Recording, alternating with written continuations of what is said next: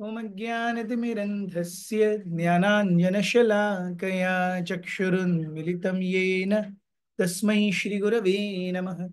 श्रीचैतन्यमनोभीष्टं स्थापितं येन भूतले स्वयं रूपः कदा मह्यं ददाति स्वपदान्तिकं।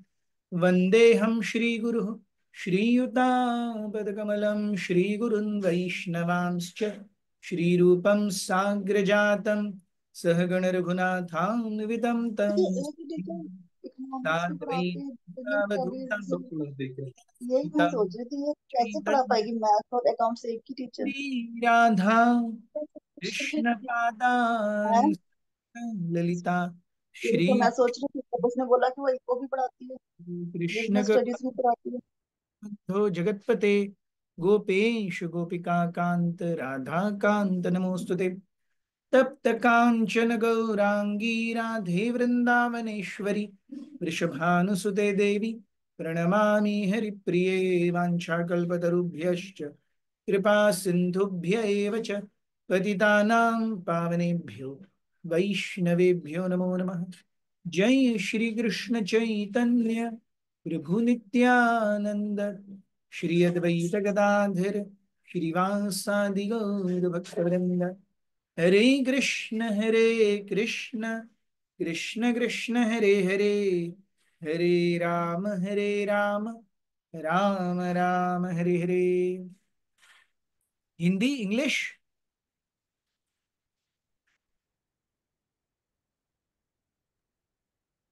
हरे कृष्णा। हिंदी इंग्लिश? हिंदी प्रभु जी, हिंदी। सर्वप्रथम तो आप सभी का स्वागत है कि आप रामनवमी की इस संध्या पर प्रभु राम के बारे में श्रवण करने के लिए आए हैं। और मुझे इस सेवा का लाभ देने के लिए मैं गोपी मनोहर प्रभु का हार्दिक आभार व्यक्त करता हूँ। बहुत बहुत धन्यवाद।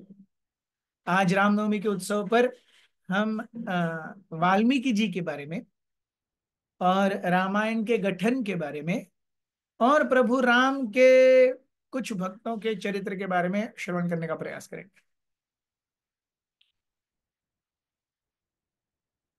वाल्मीकि जी, हम जानते हैं, पहले एक पारधी हंटर थे। उनका नाम था रत्नाकर।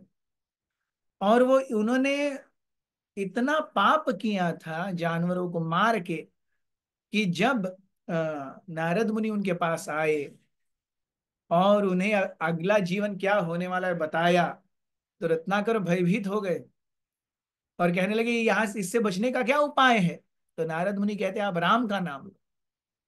तो रत्नाकर इतने ज्यादा पापी थे कि वो राम भी उच्चारण नहीं कर पाते थे।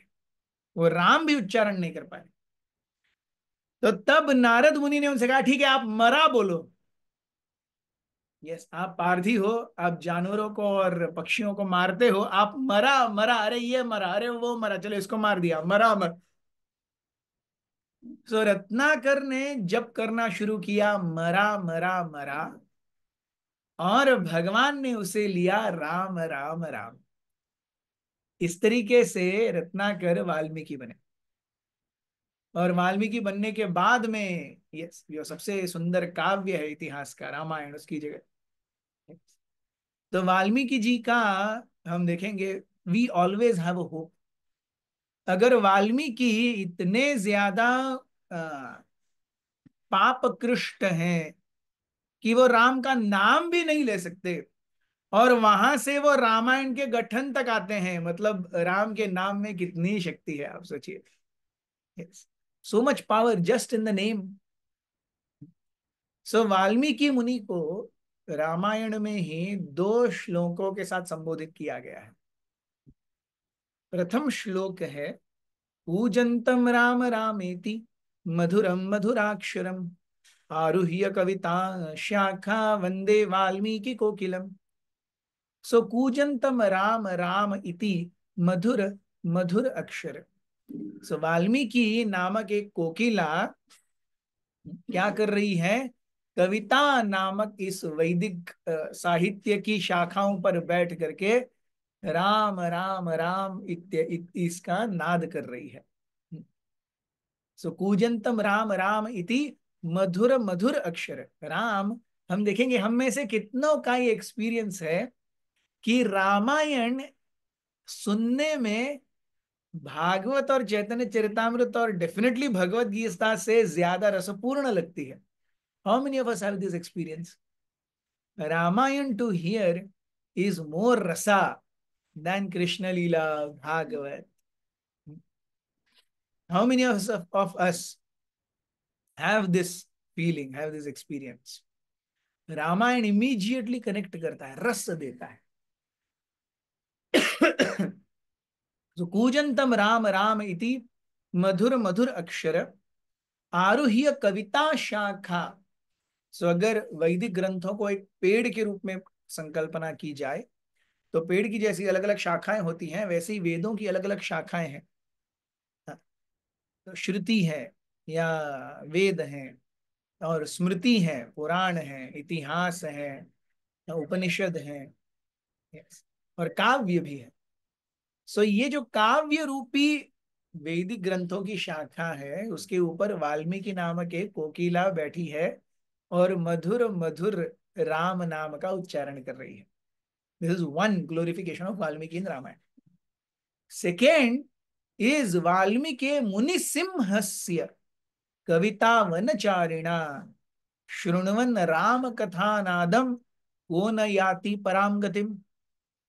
वाल्मीकि मुनि सिंहस्य, वाल्मीकि को एक सिंह की कल्पना की दी गई है या उपमा दी गई है। वाल्मीकि मुनि सिंहस्य, और वो कहाँ घूम रहे हैं? कविता वनचारिणा, कविता के वन में वाल्मीकि नामक सिंह घूम रहे हैं।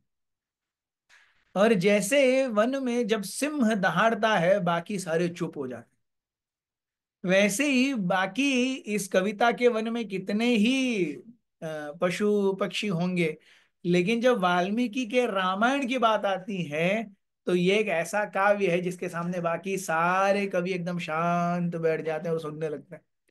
वैसे ही जैसे जंगल में जब शेर दहाड़ता है बाकी सारे हिंस्र पशु पक्षी सब शांत हो जाते हैं।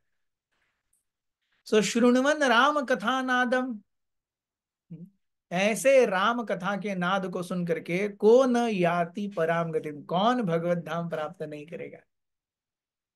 अ very interesting thing to note कि दोनों कंपैरिजन बहुत अलग हैं। एक में वाल्मीकि कल्पना कोयल से दी गई है और एक में वाल्मीकि का उपमा सिंह से दी गई है। अब सिंह और कोयल में क्या समानता है? एक मधुर है, दूसरा खूंखार है। कोयल मधुर है और शेर खूंखार है। तो क्यों ऐसी उपमाएं हैं? क्योंकि रामायण सुनने में मधुर है, और जिन पाप राशियों को और गलत संस्कारों को हम अपने जन्म जन्मांतर तक ढो रहे हैं, उनके लिए रामायण सिंह के समान खूंखार है। वो उन्हें खा डालेगी, नष्ट कर देगी। तो सुनने के लिए मधुर, लेकिन पाप राशियों के लिए और गलत संस्कारों के लिए शेर की तरह खूंखार। ऐसी रामायण की खासियत है। हम देखते हैं कि रामायण रिलेटेबल क्यों लगती है, क्योंकि यहां प्रभु राम की सारी लीलाएं ऐसा लग रहा है कि अरे यस दिन क्या, this can happen with me, और rather this is happening with me. Ramayana का जो स्थायी भाव है या जो स्थायी रस है वो है करुण रस, ट्रेजिडी। रामायण में हर समय पे कोई ना कोई रो रहा है। रामायण की शुरुआत होती है, दशरथ महाराज हैं, वो रो रहे, पुत्र प्राप्ति नहीं हुई है। उसके बाद में बालकांड है, बालकांड के अंत में विश्वामित्र आकर के राम लक्ष्मण को लेके जाते, तब दशरथ फिर से रो रहे हैं, अरे बच्चे चले गए। उसके बाद में सीता ब्याह करके आती है, 12 साल बीत जाते हैं। एक दिन पता चलता है दूसरे दिन सुबह मेरा राज्याभिषेक होने वाला है, और राम तैयारी कर रहे हैं। उसी रात को कई अपना पूरा ड्रामा दिखाती है। उसके बाद फिर से दशरथ महाराज रो रहे हैं। दशरथ महाराज स्वर्ग से सिधार जाते हैं, कई रो रही है, उसको अपनी भूल का पता चलता है। राम वनवास के लिए निकल जाते हैं, सारी अयोध्या रो रही है। तीनों माताएं रो रही हैं। उसके बाद में दशरथ महाराज अपना शरीर छोड़ देते हैं, राम को पता चलता है तो राम रो रहे हैं। इसके बाद में वनवास के में सीता और राम के कठिनाइयों को देख करके लक्ष्मण रो रहे हैं। इसके बाद सीता का अपहरण हो रहा है, राम खुद रो रहे हैं। यस। वापस आने के बाद भी सीता, यस, सीता को बैनिशमेंट मिलती है, सीता फिर से रो रही है, राम भी रो रहे हैं। सो स्थाई भाव राम का, रामायण का, वो है करुण रस। सो राम अयण, अयण अर्थात repetitive hearing. Yes, repetitive hearing. और रिपीटेटिव हियरिंग, या हम उसी चीज को बारंबार सुनते हैं तो उसे कहते हैं पारायण। पार refers to the end or cover. In book sense it refers to covers. या हम नदी के जो तट होता है उसे भी पार कहते हैं। इस पार से उस पार जाना है, हिंदी में कहते हैं ना, इस पार से उस पार। सो ये पार और वो पार, पार अयण मतलब इधर से इधर का कवर, उधर से उधर का कवर, उधर से उधर का cover, again and again, again and again, going through the same thing, पार अयण। So going from cover to cover of a book is called Parayan, doing the same thing again. A Ram Ayan, Ayan means घूमना और पार means ends. So Ayan means Ram का घूमना और हम वो पढ़ेंगे कवर टू कवर। सो रामायण। सो रामायण में हम देखते हैं बहुत सुंदर रूप से रामायण के कई किरदारों में, कई प्रसंगों में, कई किरदारों की महानता प्रभु राम से भी ज्यादा सुंदर आती है। जैसे कुछ अ, प्रसंगों का हम उल्लेख करेंगे। जैसे हम देखते हैं कि कथा आती है अगस्त्य मुनि की। अगस्त्य मुनि की कथा कहाँ आती है? राम जब दंडकारण्य में घूम रहे हैं, अरण्य कांड में, तो अरण्य कांड में प्रभु राम का केवल एक ही कार्य है, वो साधुओं से मिल रहे हैं, साधुओं का संग कर रहे हैं। सो ऐसे साधुओं का संग करते करते करते करते वो सुतीक्ष्ण मुनि नामक एक साधु के आश्रम में पहुंचते हैं। सुतीक्ष्ण मुनि राम लक्ष्मण और सीता का, this is before Sita abduction, Aranyakanda, Aranyakanda का एंड जो है वो सीता का अपहरण है, और उसके बाद उनकी खोज से किष्किंधा कांड की शुरुआत होती है। सो 6 कांड हैं। सो बालकांड, बालकांड का एंड है राम और सीता का विवाह। उसके बाद में है अयोध्या कांड, विवाह हुआ। विवाह होने के बाद में लगभग राम 14 से 15 वर्ष के थे तब उनका विवाह हुआ है। विवाह होने के बाद में, और सीता लगभग 12, साढ़े 12, 11 से 12 वर्ष की है। इसके बाद 12 वर्ष राम और सीता अयोध्या में रहे। अयोध्या में रह करके उनका जो बैनिशमेंट होता है,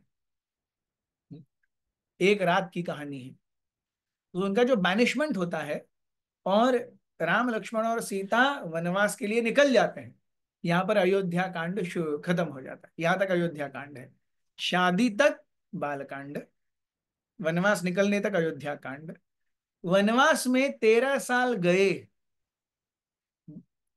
13 साल गए, 13 साल 2 महीने की जब अवधि हो गई वनवास की, तब सीता का अपहरण हुआ।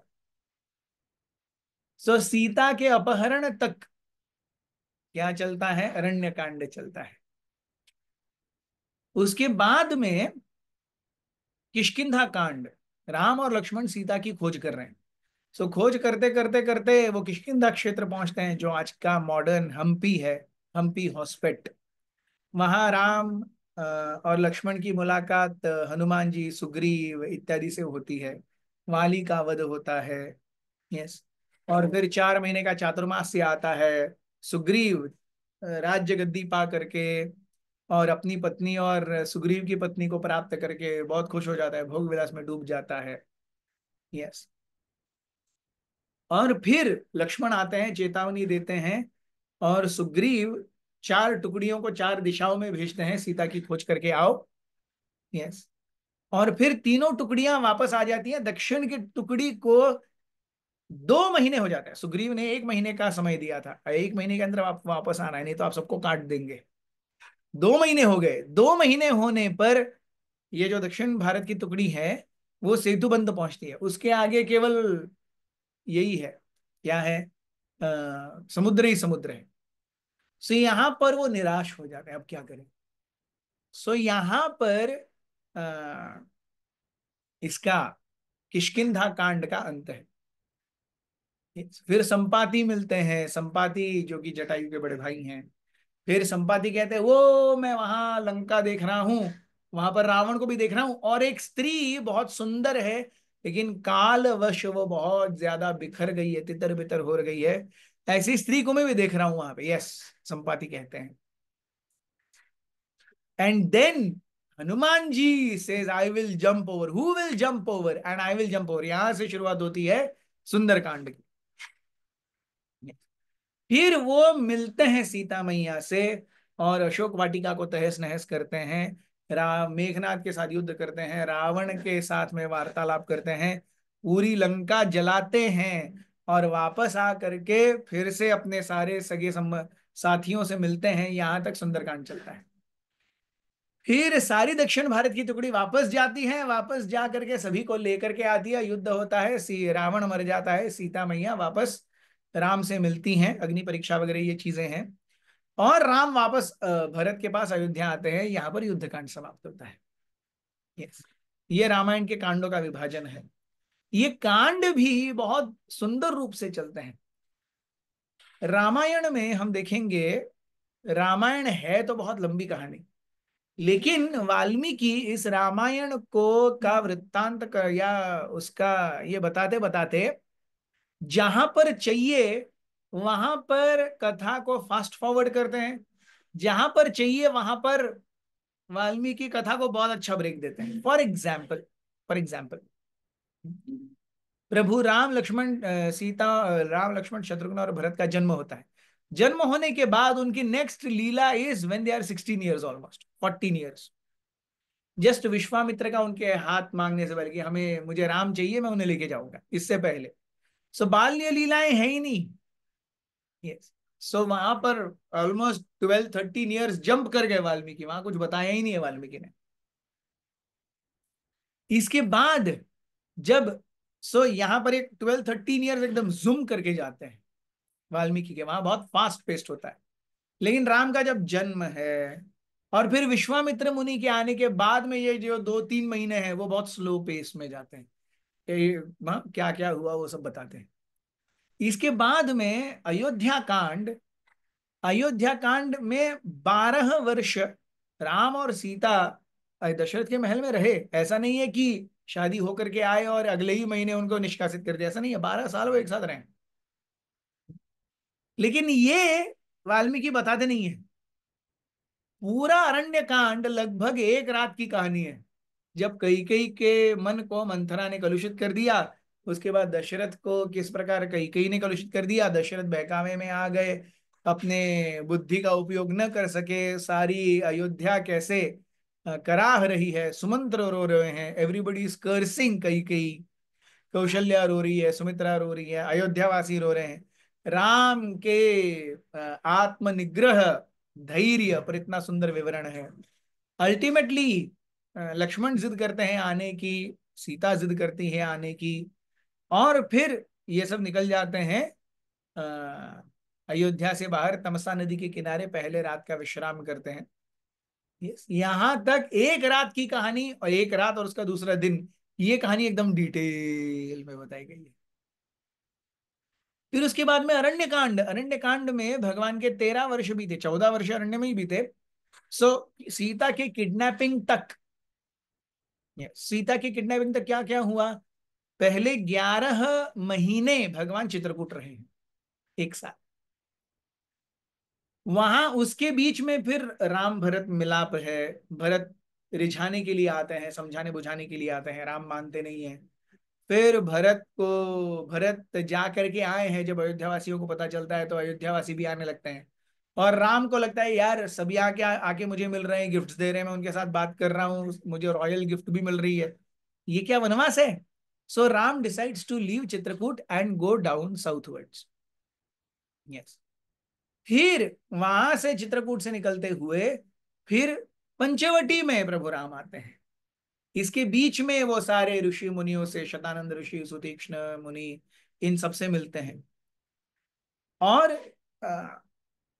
किस प्रकार लक्ष्मण राम की सेवा कर रहे हैं ये सब छोड़ छाड़ करके, in one sentence Valmiki rights, and like this 11 years and more passed away.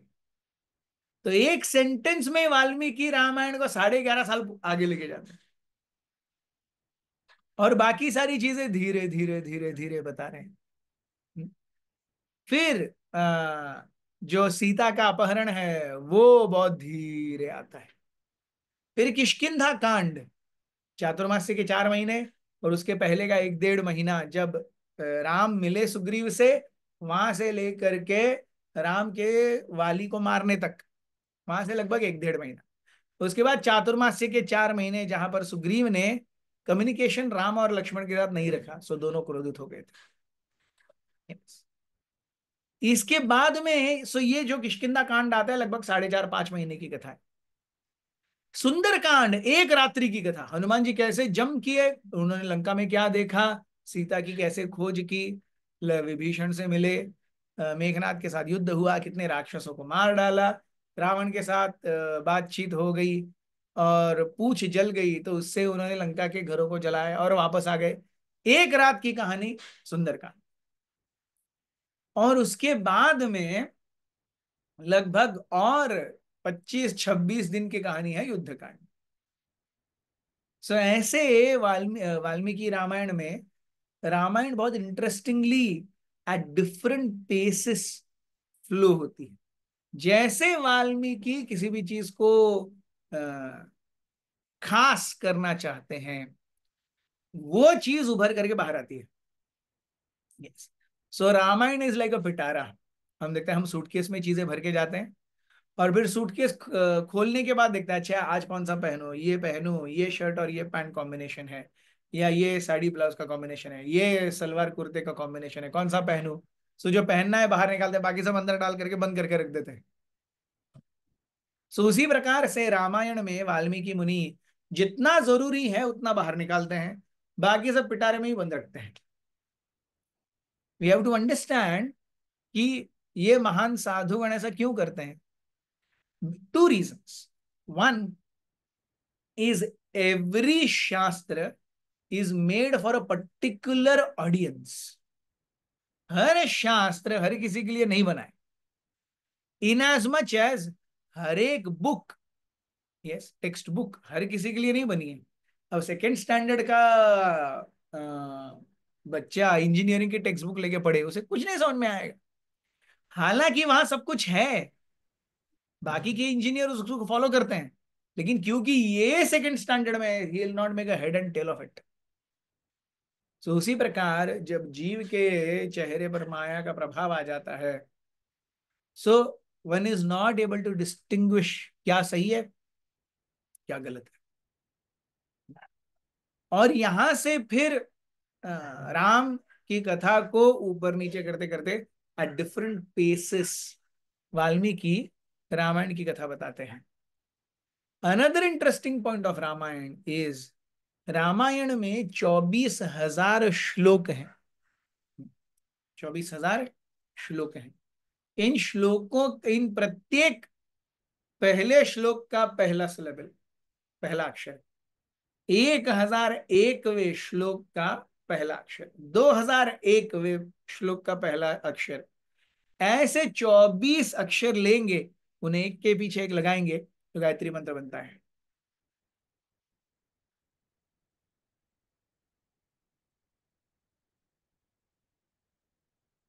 सो रामायण में कई सारे ऐसे हृदय द्रावक प्रसंग हैं, ऐसी चीजें हैं जो हमें राम के कैरेक्टर में बहुत सुंदरता से लेके जाती है। हम देखते हैं कि अ, जब प्रभु राम जंगल में घूम रहे थे, एक बार जब जंगल में घूम रहे थे तो उन्हें एक बहुत बड़ा विशालकाय गिद्ध दिखाई दिया।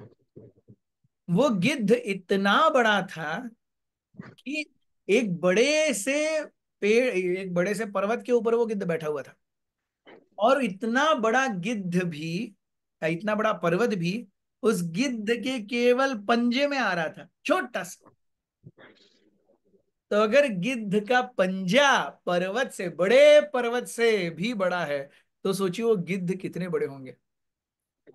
अनायास ही राम लक्ष्मण सीता घूमते घूमते उस गिद्ध के पास आ गए और एकदम से देवर स्टार्टल्ड, क्या हो गया। वो इस गिद्ध को देखने लगे, वो गिद्ध भी उन्हें देखने लगा। अरे ये कौन आ गए। Yes. तो लक्ष्मण ने, अब क्या हुआ, उसने, जब गिद्ध ने देखा राम और लक्ष्मण को, गिद्ध ने अपने पास पंख ऐसे ऊपर किए, तो केवल पंख ऊपर करने के एक्शन से पृथ्वी पर बहुत भयंकर तूफान और बवंडर आ गया। हवा चलने लगी, इतनी तेज हवा कि सारे पक्षी और बड़ी बड़ी पेड़ों की टहनियां भी गिर गई, सारे वन्य पशु गिर गए। पक्षी जो कि स्वच्छंद घूम रहे थे, वो भी इस महा भयंकर गिद्ध के पंख फड़फड़ाने से उनकी गति और उनका डायरेक्शन चेंज हो गया। एक बहुत बड़ा रेत का तूफान जैसा आया और उन्होंने पूरा राम लक्ष्मण सीता को ढक दिया। Lakshman took it as a threat.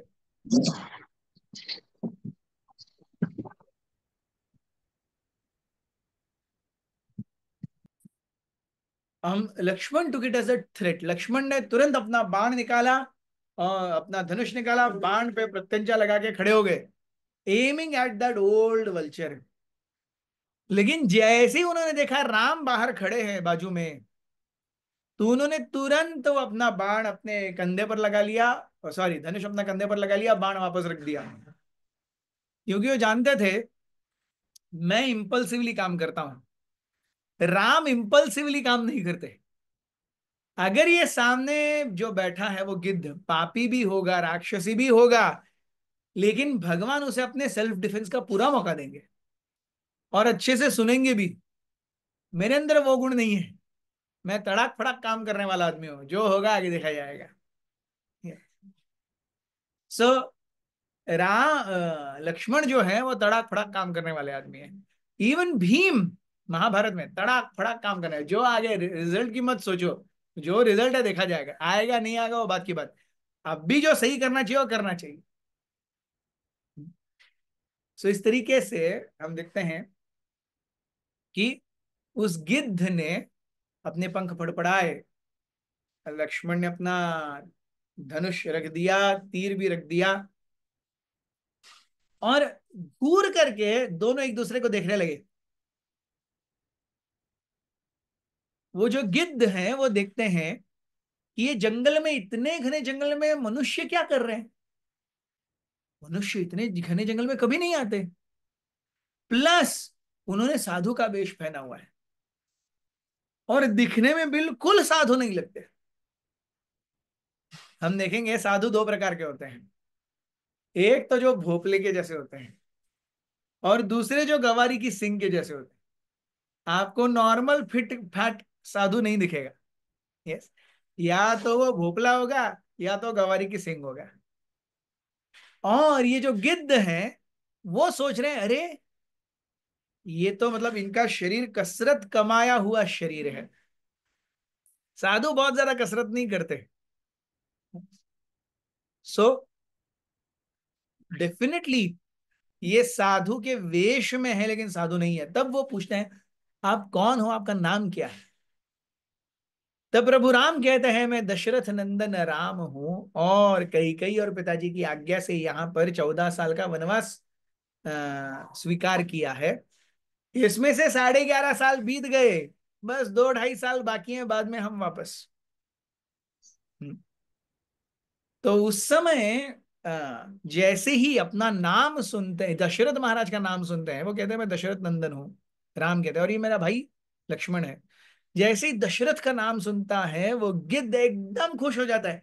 क्या आपने दशरथ को देखा है? आप दशरथ के बेटे हैं? कैसा है मेरा मित्र दशरथ? तो प्रभु राम उस पूरे कर्स या एक तरीके से जो निष्कासन हुआ उसकी कथा बताते हैं। कई कई दशरथ के बारे में बताते हैं, दशरथ के स्वर्ग सिधारने के बारे में बताते हैं, और उससे इस गिद्ध को बहुत ना बुरा लगता है। अरे, मेरे परम मित्र ने मेरे बारे में आपको कभी बताया ही नहीं। तो Ram as a matter of fact कहते हैं नहीं। तो फिर वो गिद्ध स्वयं बताने लगते हैं कि बहुत पहले, तुम्हारे जन्म से पहले, एक बार कौशल राज में बहुत भयंकर अकाल पड़ा। और अकाल उस समय हुआ था जब दशरथ की साढ़े साती चल रही थी। और यहां पर 6 साल में ही कितने सारे मवेशी मर गए, लोग मर गए, कुछ भी नहीं हो रहा है। तो दशरथ महाराज थॉट कि अरे जा करके शनि के साथ में दो हाथ करने चाहिए तभी कुछ होगा।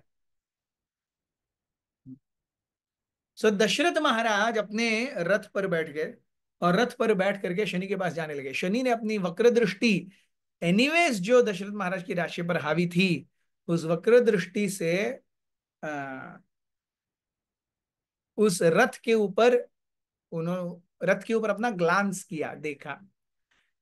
उस वक्र दृष्टि से रथ पूरी तरह चूर हो गया और दशरथ महाराज आकाश से नीचे गिरने लगे। और तब मैं जा करके दशरथ महाराज को बचाया वायु की गति से। और फिर मेरे ऊपर, मैं तो अभी बहुत वयोवृद्ध हो गया हूं, लेकिन मेरे ऊपर बैठ करके दशरथ ने फिर शनि को चैलेंज किया और इस समय शनि को डिसाइसिवली एलिमिनेट किया। तब पूरा जो वातावरण है वो खुशी और बादलों से भर गया। यस। सो ये कहते कहते वो गिद्ध कहते हैं कि आपने, आपको कभी दशरथ महाराज ने ये नहीं बताया कि उसका एक फ्रेंड है, गिद्ध है, जिसका नाम है जटायु? सो राम ने कहा नहीं, मुझे सही में नहीं पता। तो जटायु फिर से कहते हैं, देखो, there was a pact that happened. क्योंकि मैंने हवा में कूद करके आपके पिता की जान बचाई, उन्होंने कहा आपको जो चाहिए और मांग लो।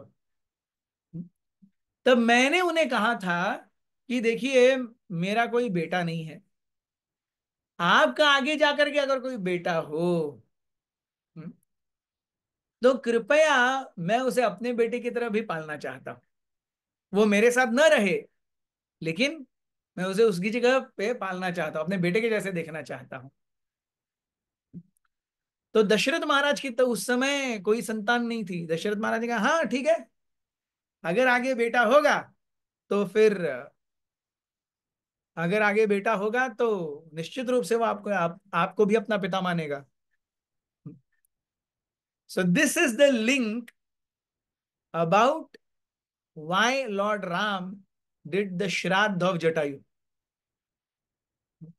क्योंकि जटायु और दशरथ महाराज के बीच में ये अंडरस्टैंडिंग, ये फैक्ट था कि जिस प्रकार से मैंने अभी आपकी जान बचाई है, वैसे आगे जा करके मेरे लिए भी कुछ ना कुछ तो यहां से मिलेगा।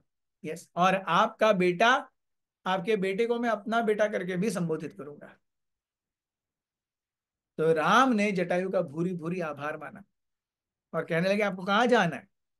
सो राम बोले हमें पंचवटी जाने का आदेश मिला है, लेकिन उसका रास्ता ही पता नहीं है। तो उस समय दशरथ महाराज को, लाइक पेइंग ट्रिब्यूट, क्या किया गया कि या जटायु को पेइंग ट्रिब्यूट, जटायु का अंतिम संस्कार प्रभु राम ने किया था। और अ, राम इस प्रकार से जटायु के बेटे भी हुए। This is the reason why lord Ram did the last rites of Jatayu. So Jatayu उस समय क्या कहने लगे, आपको पंचवटी का रास्ता पता नहीं है ना, मैं आपको पंचवटी लेके जाऊंगा। कैसे लेके जाऊंगा? मेरे सबसे बड़ी शक्ति है मेरी आंखें। मैं बहुत दूर तक देख सकता हूं, और मैं बहुत बड़ा हूं, तो बहुत दूर तक नजर जाती है। तो मैं क्या करूंगा, मैं आपको पंचवटी की राह पर लेकर के जाऊंगा, आप बस मेरे साथ चलिए, हो गया काम खत्म। सो कैसे मैं जाऊंगा? मैं ऊपर हवा में उड़ूंगा।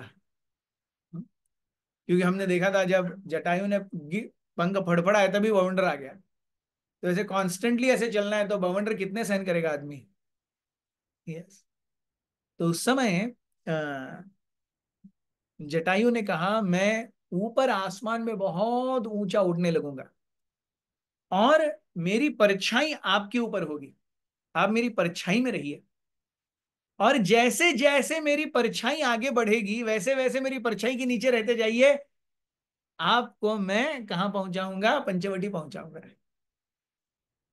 सो दंडकारण्य में पंचवटी, हाँ, राम और सीता और लक्ष्मण को कौन लेके आए? हम्म, जटायु लेके आए। सो ये भी कनेक्शन है जटायु का रामायण से। एक और रोचक कथा आती है अबाउट अगस्त्य मुनि, जो मैं आपको बता रहा था। सो अगस्त्य मुनि के बारे में सुतीक्ष्ण मुनि बहुत सुंदर रूप से कथा वृत्तांत करते हैं। वे कहते हैं कि अगस्त्य के क्या जबरदस्त कॉन्ट्रीब्यूशंस हैं to literature also, and philosophy also, and spirituality also. So वे कहते हैं कि जिस प्रकार अ, अगस्त्य, ये प्रभु राम के भक्त हैं, और अगस्त्य के बारे में सुतीक्ष्ण मुनि कहते हैं कि अगस्त्य का जो टेम्परमेंट है, उनका हुलिया है, ये एक साधु के जैसा बिल्कुल नहीं है। अगस्त्य, ये कौन है अगस्त्य? ये बौने हैं, टकलू हैं, और बहुत ही मजाकिया हैं। आप उनके साथ में सीरियस रह ही नहीं सकते। ही will not let you be serious. वो आपके साथ मजाक करता रहेगा। सो जब अगस्त्य मुनि से मिलने की बात आई, तो राम और लक्ष्मण ने कहा कि अगस्त्य से मिलने के पहले हमें कुछ उनके बारे में बताइए तो सही, तब तो हम उनसे मिलेंगे तो अच्छा लगेगा। ऐसी किसी के सामने आगे कुछ पता ही नहीं है कौन है क्या है, तो there is no point in coming close by to each other. Satyam Sutikshna मुनि अगस्त्य मुनि की कई सारी कथाएं बताते हैं। सबसे प्रथम चीज तो वो है कि उन्होंने कहा कि अगस्त्य जो हैं वो पाक कला में बहुत ही प्रवीण हैं। उनके द्वारा बनाया हुआ अन्न कोई खाएगा तो मेंटली, स्पिरिचुअली, इमोशनली वो बहुत कनेक्टेड रहेगा।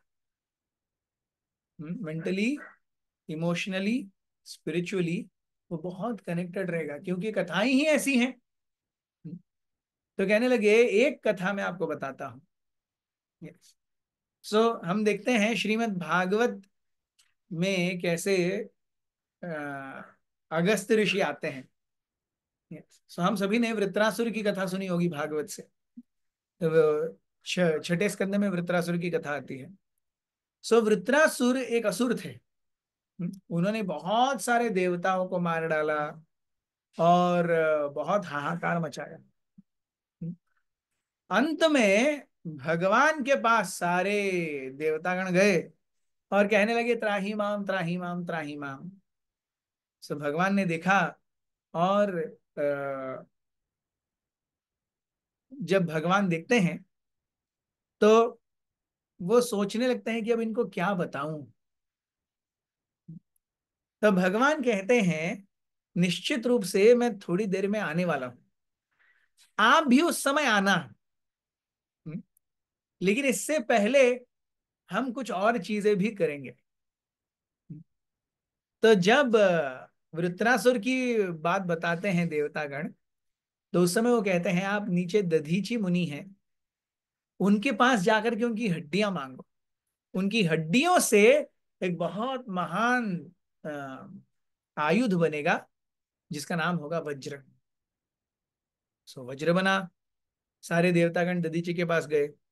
दधीची ने बोला, अरे वाह, शुभ सुस्वागतम, कैसे आगमन हुआ? देवता ने बोला, आपकी हड्डियां चाहिए। आपकी हड्डियां चाहिए मतलब आपको मरना पड़ेगा। सो दधीची, ये Dadhichi as a matter of fact, वो कहते हैं आपको ये क्यों चाहिए? अरे नहीं, हमको एक असुर को समाप्त करना है, भगवान विष्णु ने कहा है। सो दधीची को पता है कि देवतागण पूरे अपॉर्चुनिस्ट हैं, लेकिन जब वो कहते हैं कि भगवान ने भी मुझे बोला है, तो फिर वो तुरंत तैयार हो जाते हैं। यस।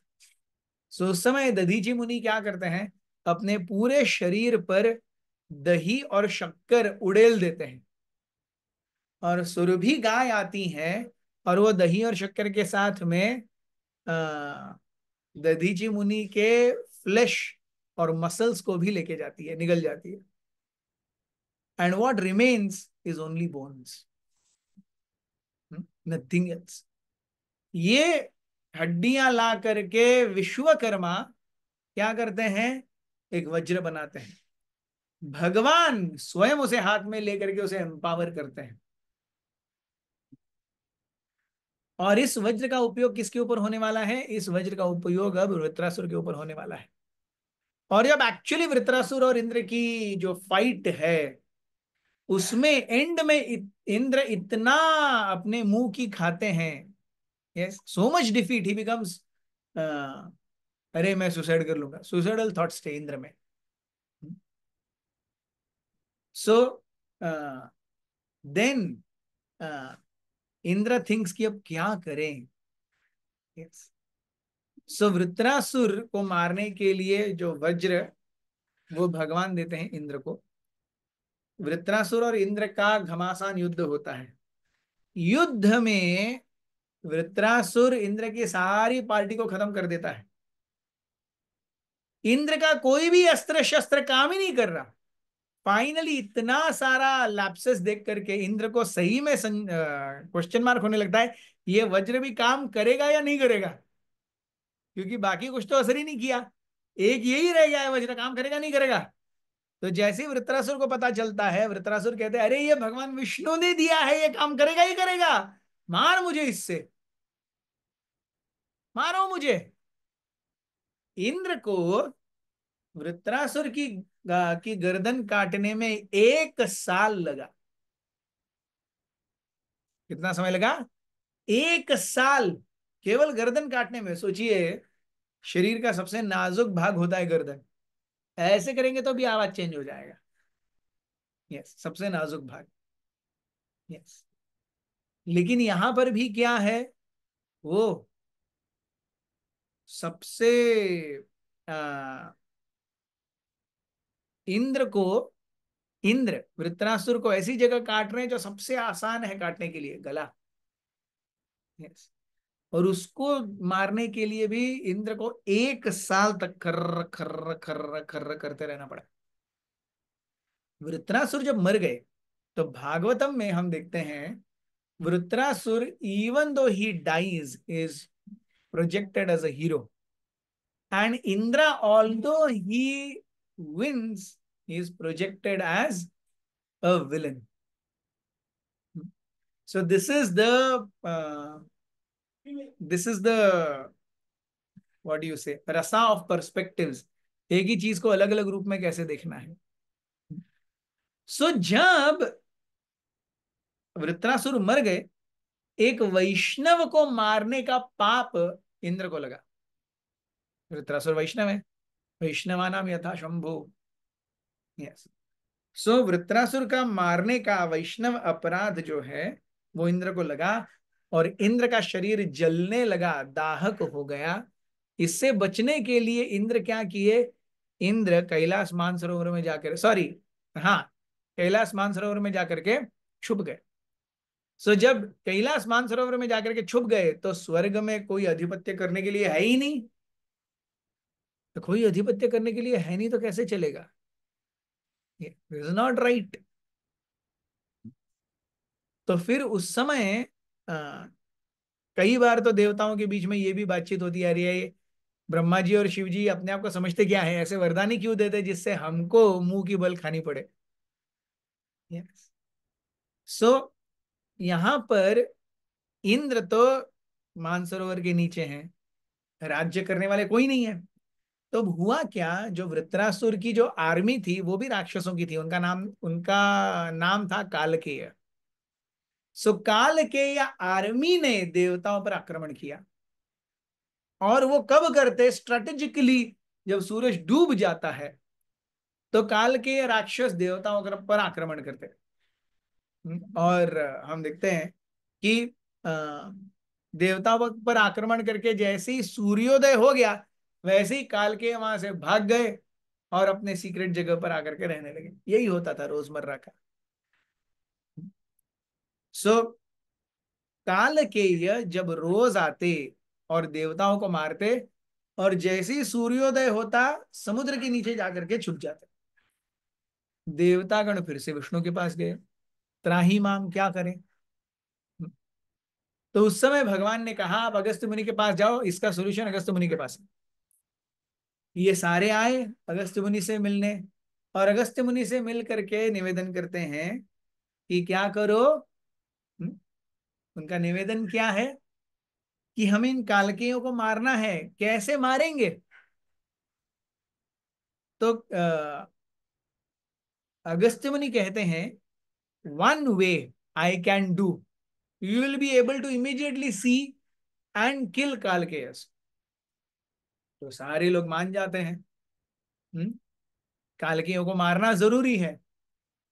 सो जैसे ही हाँ, अगस्त्य मुनि के पास इंद्र आते हैं, अगस्त्य मुनि अपना मुंह इस समुद्र के पास, जिसके अंदर कालकेय राक्षस बैठे हुए हैं, अपना मुंह उस समुद्र को, अपनी होंठ उस समुद्र के पास लेके जाते हैं, कुछ बड़बड़ाते हैं। And lo and behold, सबके सामने पूरी पृथ्वी का जो जल है वो 3 बूंदों के रूप में आता है। कितना? 3 बूंदों के रूप में।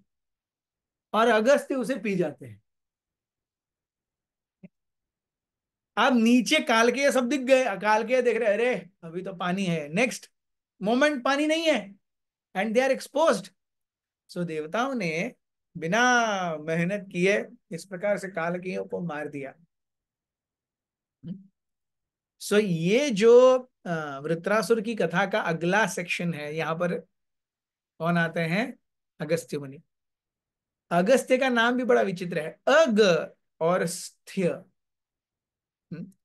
अग means very difficult to cross, very difficult to cross.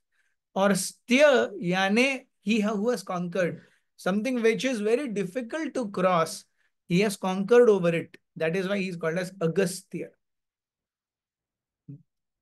So Ram और लक्ष्मण, हम देखते हैं अगस्त्य मुनि ने सबसे बड़ी चीज जो राम और लक्ष्मण को दी, वो थी वो जो धनुष जो प्रभु राम चलाते हैं, और एक तरकश, हाँ, तरकश यानी बाण का तरकश, क्विवर, ये दिया राम को। और कहा यहां से ये जो तरकश है वो अक्षय है, इसमें से कभी बाण खत्म नहीं होंगे। और तब अगस्त्य मुनि एक स्पेसिफिक इसके बारे, एक स्पेसिफिक बाण को दिखाते हैं। वे कहते हैं ये बाण इतना स्पेसिफिक है, ये सारे बाणों का राजा है, इसको आप किसी भी टारगेट पर एम करेंगे, ये उस टारगेट के आर पार चली जाएगी, ये उस टारगेट के आर पार चली जाएगी पूरा। और फिर वो अपने आप को समुद्र में जा करके धोएगी और वापस मेरे तुणीर में, तरकश में आकर के रह जाएगी। इस प्रकार से अगस्त्य मुनि ने ये दिया प्रभु राम को, और साथ में एक मंत्र भी दिया जिसका नाम है आदित्य हृदय। फाइनली 10 दिन के रावण के साथ युद्ध करने के बाद जब राम ने रावण को मारा, तो यही स्पेशल बाण उपयोग किया गया था, और आदित्य हृदय नामक मंत्र का उच्चारण किया गया था जब राम ने रावण को मारा. So the way to upkeep the whole things, yes, the way to upkeep the whole things, ये भी कार्य बहुत जोखिम भरा है. ये भी हम देखते हैं सीताराम लक्ष्मण हनुमान जी की लीला में अगस्त्य के कारण हो पाता है. एक बार प्रभु राम दंडकारण्य में जब पंचवटी पहुंचे प्रभु राम, तो लक्ष्मण और राम ने गोदावरी का स्नान किया. हम देखते हैं गंगा दक्षिण में भी बहुत जगह है. Kaveri water is not different from Ganga. Godavari water is not different from Ganga.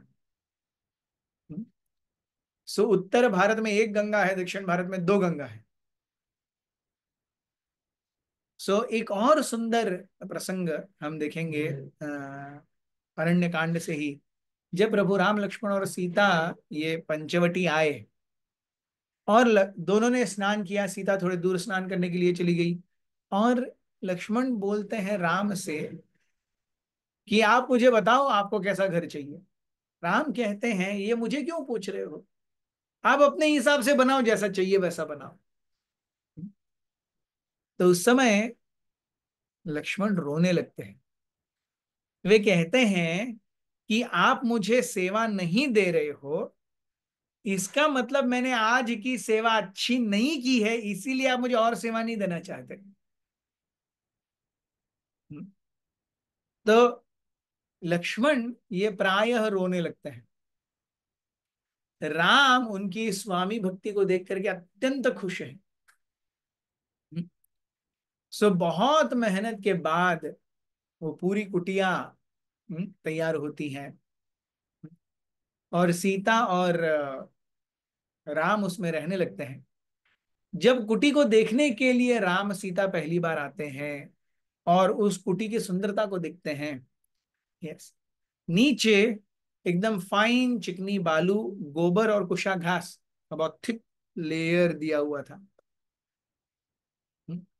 छत के ऊपर बहुत सुंदर घास फूस लगी हुई थी. देखते समय यह भी देखा गया था कि सूरज की गति क्या होगी और उस हिसाब से हवा और सनलाइट की जो मैक्सिमम उपयोग है वो होगा. सो इस प्रकार से हम देखते हैं लक्ष्मण सोचते हैं कि अरे ये कितना मतलब I won't be able to do this. Lakshman सोचते हैं मैं नहीं कर पाऊंगा. लक्ष्मण राम से कहते हैं कि हे प्रभु मुझे कभी इंडिपेंडेंस मत दीजिए, मेरा कार्य आपकी सेवा करना है और सेवक को कभी इंडिपेंडेंस नहीं मिलता, उसे अपने स्वामी की सेवा करते ही रहना है. यस, सो प्लीज मुझे इंडिपेंडेंस मत दीजिए.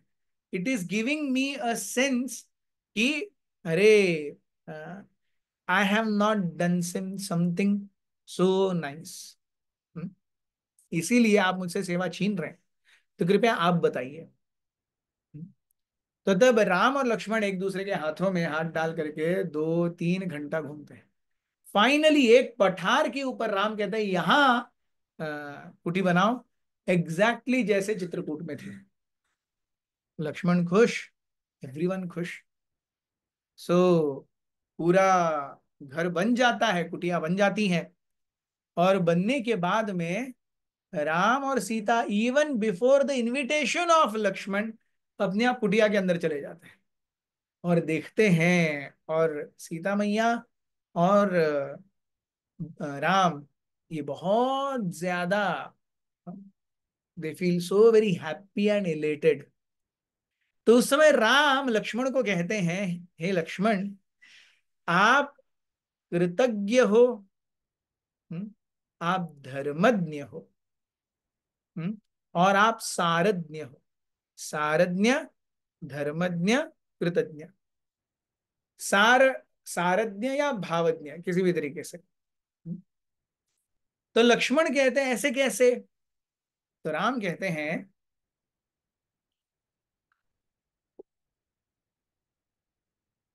जैसे मेरे मन में कुटी की छवि थी, आपने एग्जैक्टली वैसे ही बनाई है। I had a mental frame और अ मेंटल पिक्चर ऑफ मेरी हमारी कुटी कैसी होनी चाहिए। आप मेरे भाव को बराबर जान करके वैसे ही कुटी बनाए। That is so nice. दूसरा, आपने बनाई हुई कुटी में हम जब आकर के रह रहे हैं, आप उसमें खुशी ले रहे हैं। कुटी बनाई आपने है, आपको रहना चाहिए, लेकिन आप नहीं रह रहे, हम रह रहे हैं। और हम रह रहे हैं, इसलिए आप हमारे सामने नतमस्तक होकर के या हाथ जोड़ के खड़े रहते हैं। सो ये है भावज्ञ, दूसरा है कृतज्ञ, तीसरा है धर्मज्ञ। राम कहते हैं, हे लक्ष्मण, आपने मेरे लिए और सीता के लिए इतना कुछ किया, लेकिन अपने लिए आपने कुछ नहीं किया है। इसका मतलब आप धर्म जानते हो। किसका धर्म? एक दास का धर्म, दासत्व का धर्म। सो इस धर्म को आप जानते हो। Yes. So this is the way Ram glorifies Lakshman in Ramayana. So इसीलिए हम देखते हैं लक्ष्मण जो है, ही इज कॉल्ड एज लक्ष्मणो, लक्ष्मी संपन्न है। वो लक्ष्मण जो लक्ष्मी से संपन्न है। और वो लक्ष्मी क्या है? वो प्रभु राम की सेवा का जो धन आया है, वो है। So Ram is crystal clear, वो क्या करेंगे और वो क्या नहीं करेंगे। सो इस प्रकार से हम ऐसे कई सारी मधुर लीलाओं के बारे में श्रवण कर सकते हैं, मनन कर सकते हैं। प्रभु Ram is the ideal person, ideal father, ideal wife, ideal son, everything is ideal. और इसीलिए Ram seems more relatable. So आप सभी का बहुत बहुत धन्यवाद, आप यहाँ पर आए और यहाँ पर उपस्थित रह करके मुझे आप सभी की सेवा करने का अवसर दिया। यस, गोपी मनोहर प्रभु, फिर से बहुत बहुत धन्यवाद। श्री राम नवमी महामहोत्सव की जय। या थैंक यू वेरी मच प्रभु जी, बहुत अच्छा लगा। रामायण वैसे ही बहुत ही नेक्टेरियन है, लेकिन आपसे सुनने को और भी और ज्यादा आनंद होता है। तो that is my realisation, I am sure सभी को ऐसे लगता होगा। सो थैंक यू प्रभु। क्विकली अगर आपके पास टाइम है, किसी भक्त की प्रश्न है तो हम लोग ले सकते हैं प्रभु जी। I have to go out, I have a class. Okay okay, ठीक है, नो प्रॉब्लम। ओके, अगर किसी को थैंक कोई यू। प्रश्न है, तो अगर गोपी मनोहर प्रभु को भेज देंगे, आप मुझे भेज दीजिए, फिर मैं आपको श्योर, रिप्लाईज या वॉइस मैसेजेस भेज दूंगा। Okay okay, hmm. Thank you very much. बहुत बहुत बहुत बहुत धन्यवाद। और धन्यवाद मुझे यहाँ पर आप बुलाने के लिए। और आप सभी का धन्यवाद कि आप अपना कीमती समय निकाल करके आए और मेरी सेवा को स्वीकार किया। धन्यवाद। हरे कृष्णा, धन्य प्रणाम। वांछा कल्पतरुभ्यश्च कृपा आसन सिन्धुभ्यश्च पतितानां वैष्णव पावनेभ्यो वैष्णवेभ्यो नमो नमः। नंद गुडी वैष्णव वृंद की जय।